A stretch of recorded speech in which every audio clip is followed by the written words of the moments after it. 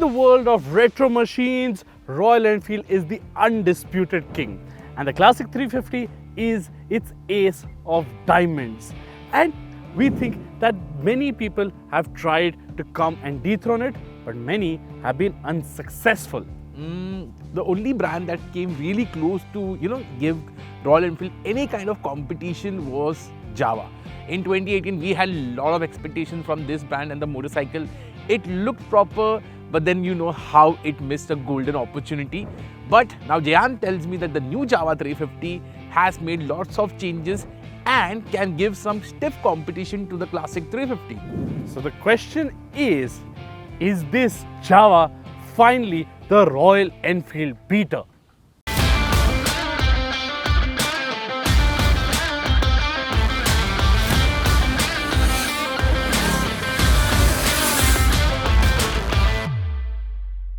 Now, since we are talking about retro motorcycles, these two clearly look retro.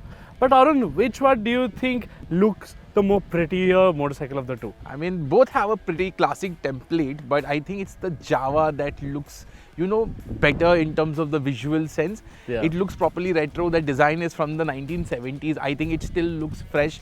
And the Jawa has slight edge over the Classic. The Classic is not a bad looking motorcycle. I think it's a bit more common in that sense, and the Jawa looks a bit more special. But this, like you said, special, beautiful, and now they've got the proportions right. The earlier motorcycle looked very small, tiny, and felt very small between the legs. Yeah. If you know what I meant. Now this one feels proper. It feels properly substantial. It feels large. It doesn't feel overly large or overly bulky like the Classic might feel like that. And in that sense, this has got everything quite right.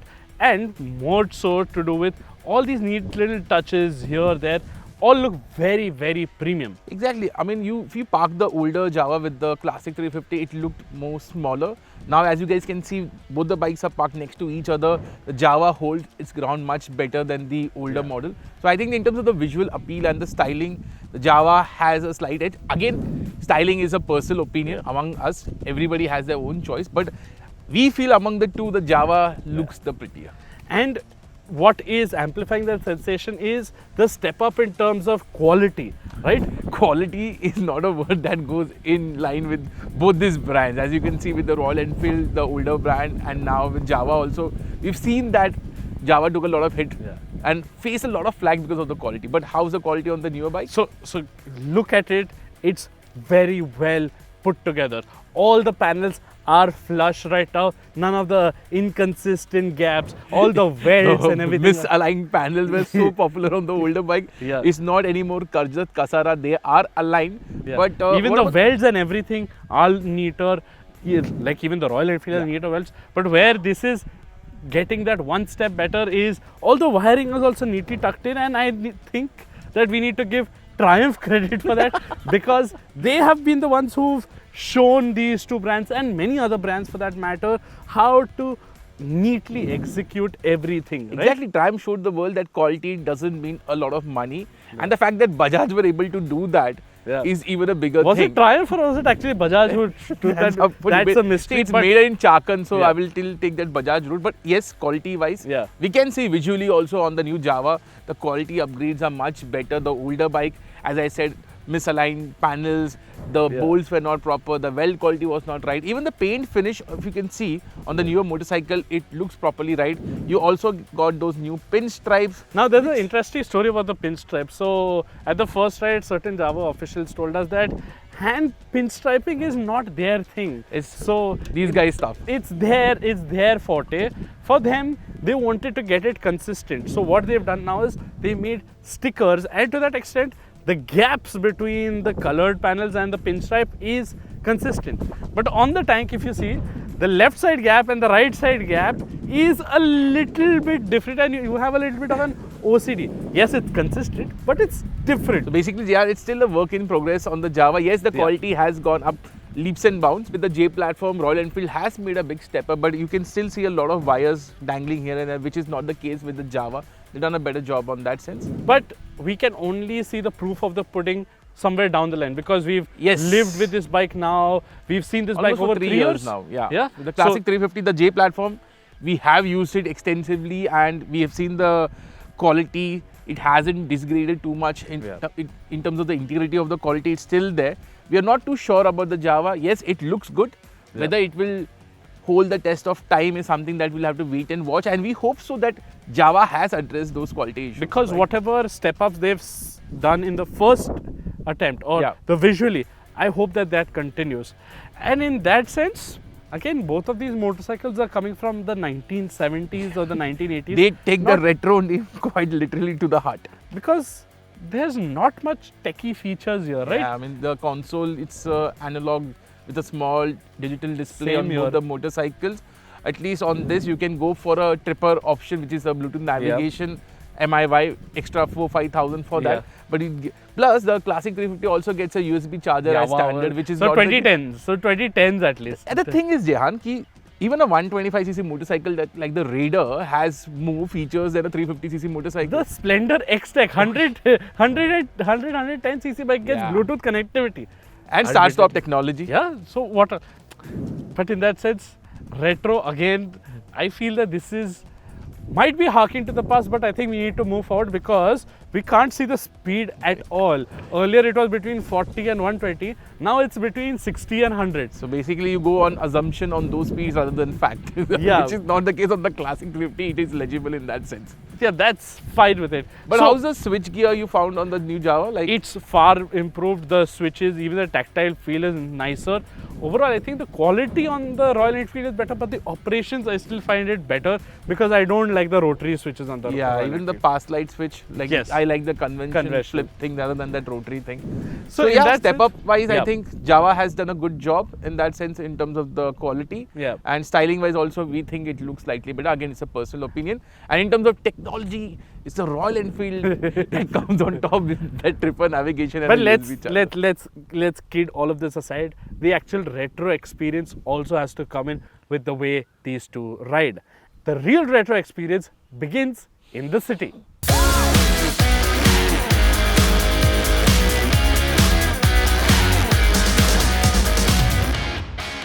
So talking about the city riding experience, the first thing that you will notice is how different both these engines are. One is a properly long stroke engine, the other is a short stroke engine, rev happy, liquid cooled, one is air cooled. And the difference in performance can be seen. Like the Jawa, it wants to be in that hustle mode all the time. It just wants all the revs, feels very snappy, feels very quick in the city. Well, the Classic 350 is like a proper chill motorcycle, very torque heavy. So it likes to just calmly do its bits. What's your take?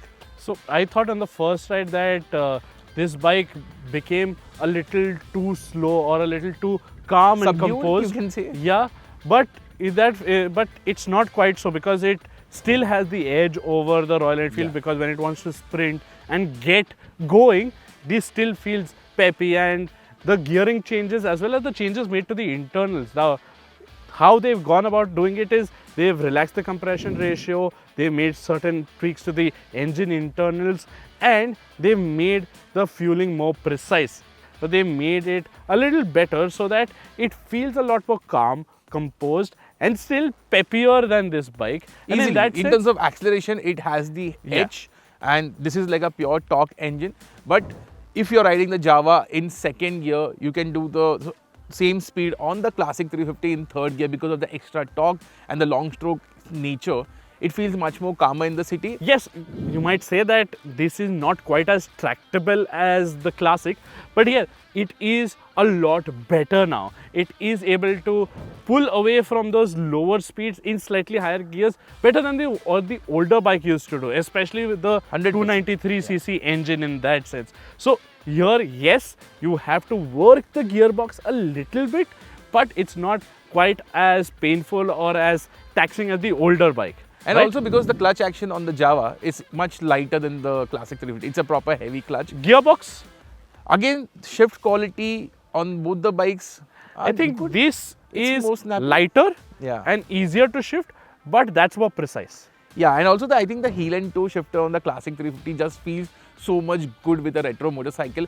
Especially the Classic, it just feels like it's a marriage made in heaven. I think that's the only bike where I use the heel and toe shifter. On even the 110cc bikes, I keep using just the The toe shifter. But that also shows the intent of both the motorcycles. One Yeah. is more sporty, like the Jawa has a toe shifter, this has a heel and toe shifter. It has a much more heavy torque delivery, it's much more calmer. This is much more edgier on the fun. But one more thing with the Jawa, which I didn't like too much, is the vibrations per se.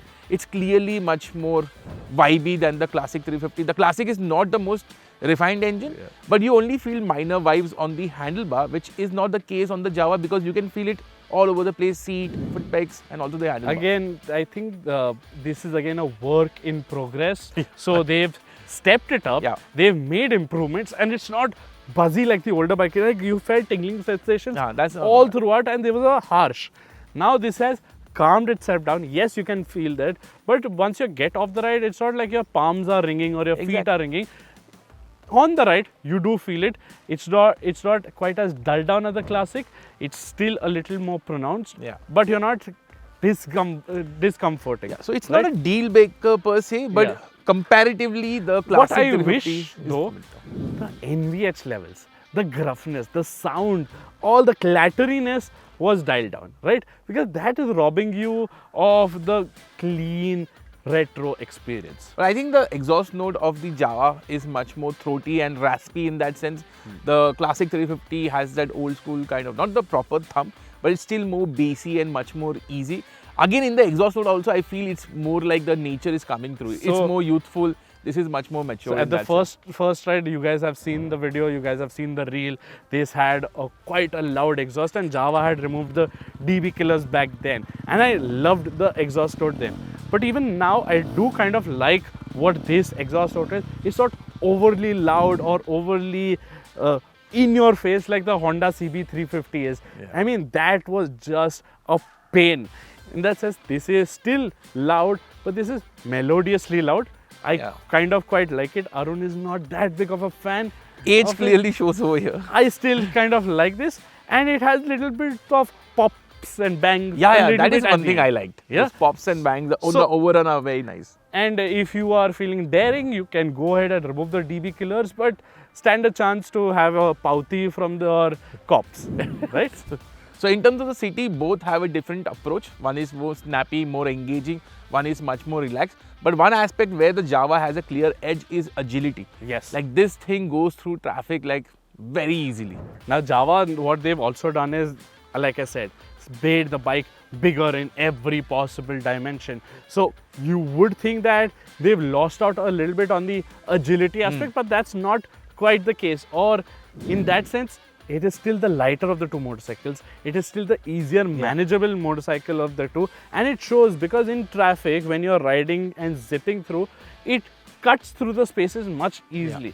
It's not like the Royal Enfield is a dud. Yeah. But again, It's in not these two- lazy, it's a bit lethargic in that sense because of the larger wheels, the longer wheelbase and the extra weight. It's 12 kgs heavier if I'm not wrong. Yeah, And it shows in it terms shows. of, because It definitely shows. so in its terms of weight. agility for city, I think the Jawa clearly has it.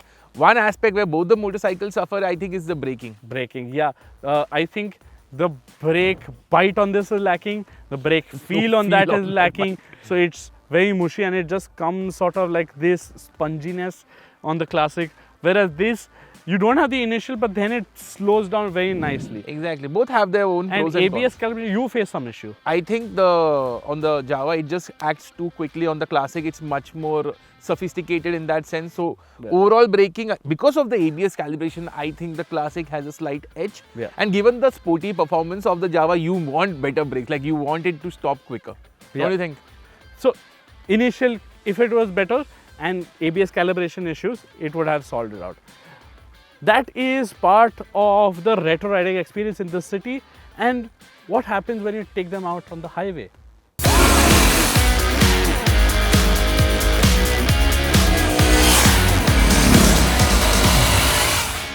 Now the difference in the engine tuning and the architecture becomes even more apparent out on the highway, and even though this has an horsepower as well as torque advantage, it really doesn't go that much faster than the Classic, because both of these motorcycles are sitting at 85-90 kmph effortlessly, and you can push it to say 95-100 and they'll be in that good sweet zone. Yeah, like the cruising speed for the Classic 350 has been always, in my opinion, 90 kph. No other motorcycle in this world does 90 kph as good as the Classic 350. The Jawa theoretically can do 100 rather easily, but the problem is the vibration. At 100, this bike is very buzzy. I couldn't see anything on the rear view mirror. It was looking like some halo. All the headlights were looking like halo. So because although the engine can do 100, it doesn't feel right sitting doing 100. So you want to come down to 90 or something, 90, 95 kph. So in terms of cruising speed, both are around 90, 95 kph. But at that speed, I think the stability of the Classic 350 feels much more better because of the longer wheelbase, the wider tires. It just feels much more composed. Not the case with the Jawa, right?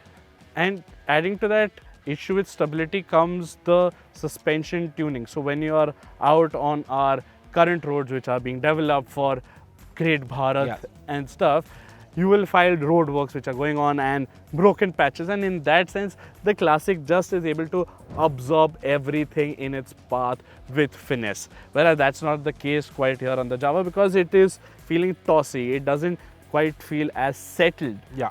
Right? Exactly, because if you hit a bump or even small undulation on the Jawa, it just tosses you above. Like even when we are riding in the city or also when we are chasing on the highway also, I could see on the speed breakers, Jehan was carrying a higher speed. When I was trying to take the same speed, I was getting tossed off the seat. So I had to literally come to a stop on the Jawa 350, which is not a great thing because I think the rear suspension tuning really needs work. Front is fine. The rear is very stiff, and because of that, there are small undulations on the road. It also deflects a bit. It's not as stable. It doesn't feel as composed as the Classic doing high speeds also.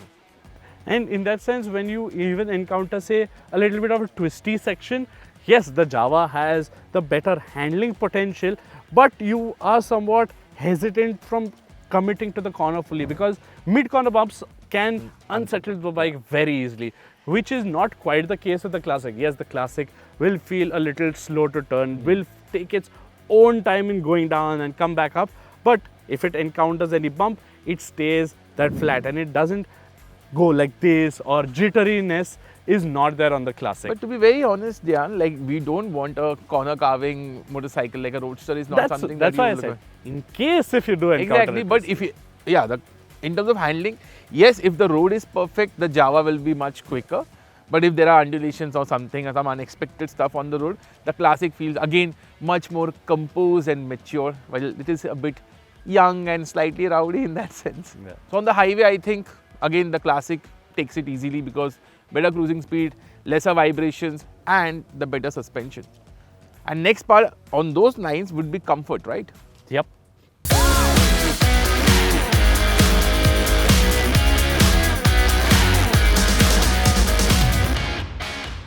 So next thing on the agenda is comfort, and in terms of comfort, first let's tackle ergonomics. I think the Classic 350 in that sense is a clear winner if you are a large size rider like Jayana and me, because the proportion of the Classic 350 is bigger. When you sit on the motorcycle, you have a commanding view of the road. The riding posture feels very upright, very composed, and a lot of space on the Classic 350, which is not the case on the Jawa.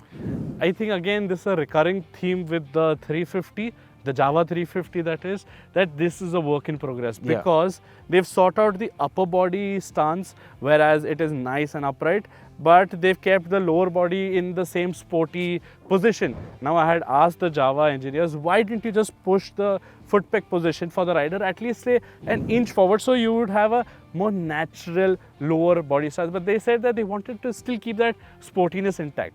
What they did say they might work on, say, accessorized foot pegs like you have on the Kawasaki Vulcan, where you can push the foot pegs a little forwards. But that is a work in progress there as well.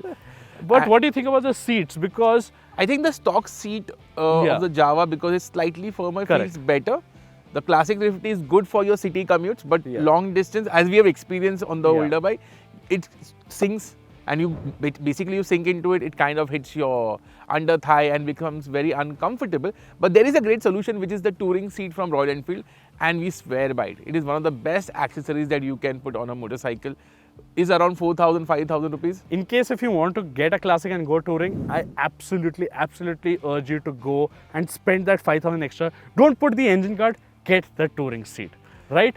And when you're looking for chill, it's not only the rider who has to feel chill, but also the pillion. And in that sense, the Classic still has that edge because, okay, split seats aside, it also has a better cushioning, better protection, and the grab rails are more functionally designed in that sense. And they also give a sense of assurance to the rider because there is something at the back. They won't slip out, which is not the case with the Jawa because the grab rail is on the bottom. When you sit on the bike, it's a very flat seat also. So you always have that fear that you might, under hard acceleration go back, which is not the case. Or fall back. Which is not the case with the Classic 350. And also because of the pillion space. We have done touring 2-up on the Classic 350 and it's one of the best touring options in this category because of the seat length. Both the rider and the pillion seat in isolation, they don't brush against each other, which will be the case with the Jawa. Again, for a mature audience and for a younger audience, the theme continues with the Jawa again for someone who's young and petite. If the rider is small, the seat height could be a problem for them because I think this has the higher This seat is the taller seat height, so definitely in that sense, your feet are well laid out on the floor on the Classic, whereas this you might just feel a little tiptoe, especially if you have even larger limbs for that matter. Yes, it's not quite as easy to flat foot as the older bike, but because they've got the proportions right, you can get away with it for this bike, and more so because this is definitely a lighter motorcycle, right? So the 10-11 kilo deficit over here definitely helps its cause when you want to pick it up off the side stand because there's no main stand here. There, putting it on the main stand is a bigger task, and moving it around in the parking lot, this definitely does feel a little easier. And comfort also, let me just go back a little bit with the pillion. Yes, you can tweak the preload a little bit and make the ride better. In fact, the Jawa in its stock setting feels better with a pillion on board rather than riding solo. But another thing which the Jawa engineers failed to mention at the start of the ride, but they let us know after we finished it, is that now to adjust the preload on any motorcycle, you need a special tool, like is the case with the Classic. But on the Jawa, you can do it by just simply twisting the lower half and your preload is adjusted. I mean, that is so unique and simple, effective engineering. It's very thoughtful engineering in that sense. And but why isn't it communicated? I think Jawa needs to again step up. It's again a work in progress on that end also, which is very cool. So I think in terms of the comfort factor, the Classic is the clear winner. But in terms of the seat height and in terms of the weight, I think this again, work in progress, the benchmark. So comfort and convenience, we can give it like that. Yeah. And finally, let's sum up the video.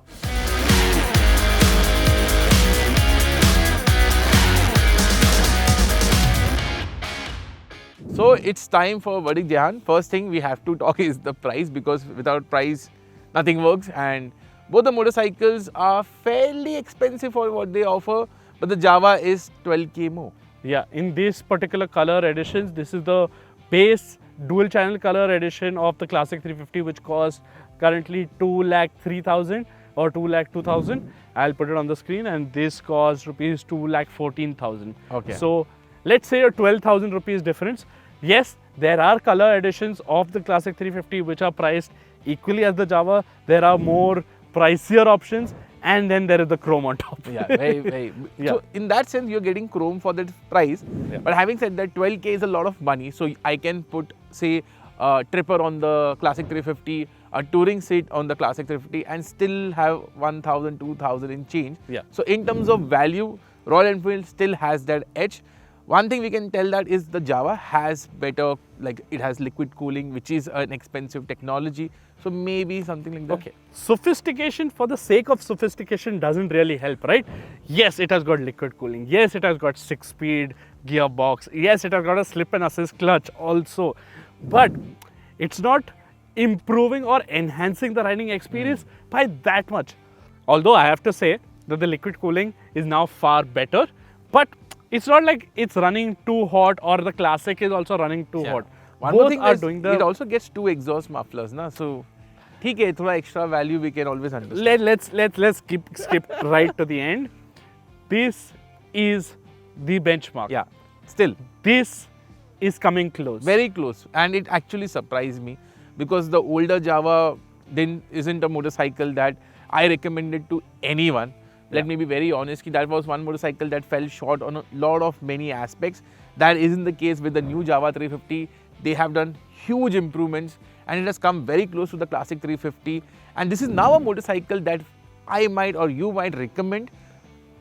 With the caveat that whatever quality and whatever finish level that we see here currently stay the same or stay nearly the same 1 year down the line. And also, Jawa has to improve its after-sales experience, because buying the motorcycle is one part of it. Living with the motorcycle is another. And that is where Royal Enfield has taken great strides. Jawa should get there soon. Exactly. The reputation takes a lot of time to be built and it takes few seconds or few moments to be lost. I think Jawa or Classic Legends have lost their reputation in that sense. They have got the product right. I really hope that they also get the reputation right. They start with new dealerships, their service is better, there's much better engagement with the customer, there's more honesty with the customers, and with a new infusion of cash. They have got some 708 crores of investment. I think that money is better utilized in the factory, in the dealerships for training, because the Jawa has a lot of potential. It is this aspect that needs more improvement. So you mean to say that at this point, Classic Legends is what Royal Enfield was in the early 2000s when they introduced the Classics with the UCE engine, right? It was a seismic shift from the cast iron to the UCE, and yes, it saved Royal Enfield. So is this Java's savior? I think there are similarities, but it's a big task for Jawa 350 to even match what the Classic 350, the OG Classic 350 and the Classic 500 managed in that era. But if they can take some inspiration from Royal Enfield, go into that direction, resurrect the brand, make the riding experience and the owning experience better, they have potential. And honestly, I think there has to be some competition in the market. There can't be a monopoly of one brand taking lead. Like we know, somebody wants to steal Royal Enfield's account, so yeah. But credit to Triumph also, because they've shown that quality can also be made at a great price point. And that kind of pushes the envelope for every other manufacturer. And we can see that with Jawa happening, Honda has done to a certain extent with their product. Yes, for them, they need a lot of work, but they have shown potential in that sense. Yeah, Triumph, Harley Davidson, Jawa, Maverick, Hero. Yeah, they've done good. Maybe TVS needs to step up its game, and Honda also. Yeah, right? But you can see the competition is coming closer, and with new products, Royal Enfield's crown, still it's with them. It will take a lot of effort from others to, dethrone that, but to give them something to worry about, I think that's a great achievement. So yeah, that is the end of this video. This is still our clear favorite, but we wouldn't hesitate from recommending this bike to you now. And also they have a distinct character, like the Jawa is more youthful in that sense. The Classic 350 is much more mature in that sense. So based on your needs and your requirements and your kind of riding, you can always take a decision based on that, which wasn't the case with the older Jawa, because we wouldn't have recommended that. With this, we would recommend with the given caveats that Jehan had mentioned. But you know what, Jehan? I'm still waiting for that perfect retro motorcycle. Like, imagine the styling of this motorcycle with a 650cc engine, the Classic 650. Now that motorcycle will be so good. We'll wait for that bike to come. It's due to come sometime this year. Yeah. But until that, what do you think about these two bikes? Do let us know in the comments below. Have your say there. Please be civil. If you want to know any other retro bikes, how they fare against these two, do let us know that also. We'll address it over there. Don't forget to like and share to this video. Go to our Instagram page and we'll converse with you there as well. Yeah, please engage with us on Instagram if you have any queries. And what's your take on the Classic 350? Do let me know in the comments as well. Thank you for watching.